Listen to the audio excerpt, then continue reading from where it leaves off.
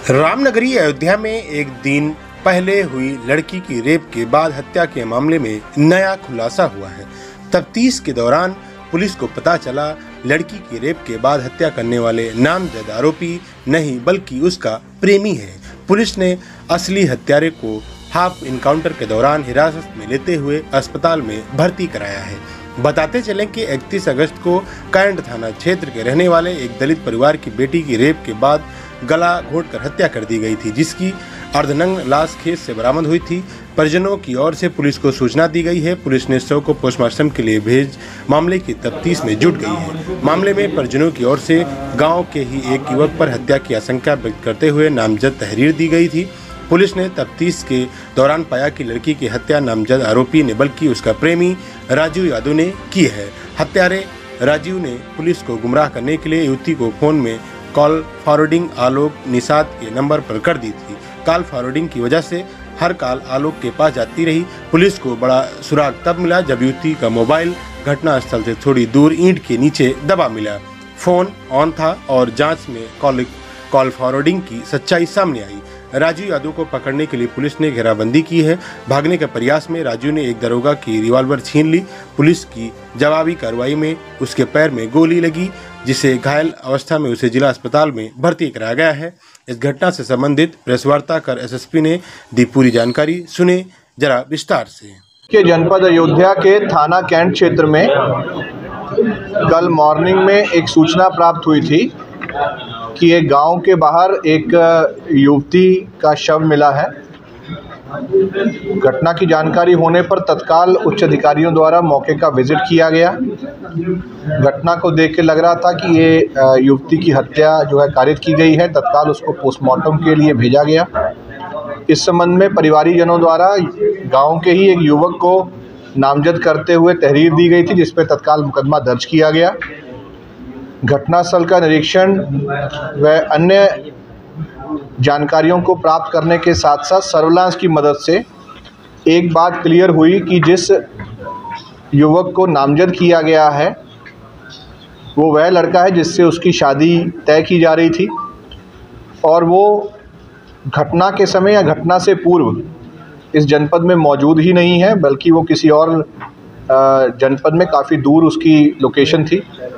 साथ ही साथ ये भी समझ में आया कि फ़ोन के माध्यम से मृतका की जो बात है वो किसी और नंबर पे भी हो रही।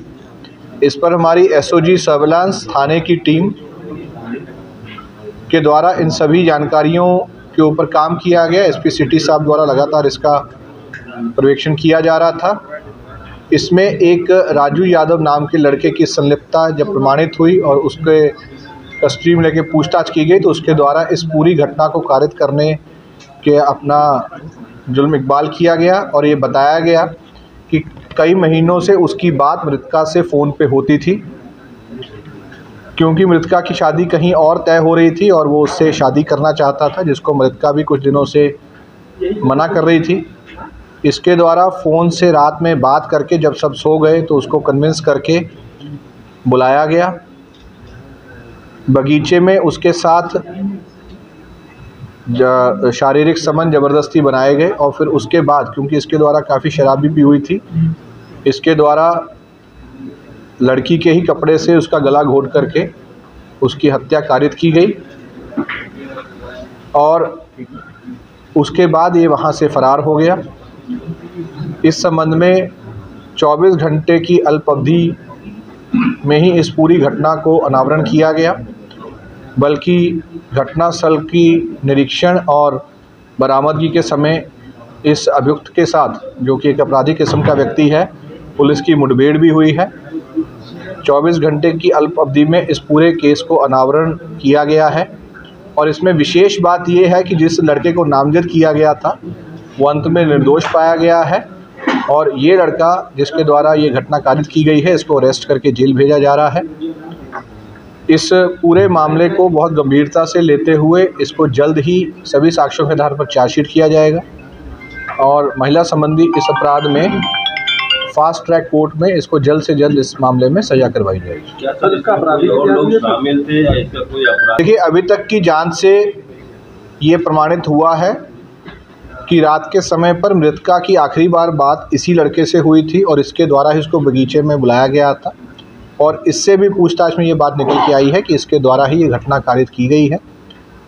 परंतु इन्वेस्टिगेशन अभी जारी है, सभी साक्ष्यों का भी परीक्षण किया जा रहा है। आगे चल के जो भी सूचनाएं आएंगी उसके आधार पर इस इन्वेस्टिगेशन में और भी जो तथ्य प्रकाश में आएंगे उसको संज्ञानित करते हुए उसको इसमें शामिल किया जाएगा। आप देख रहे हैं केकेसी न्यूज़, खबर है तो दिखेगी।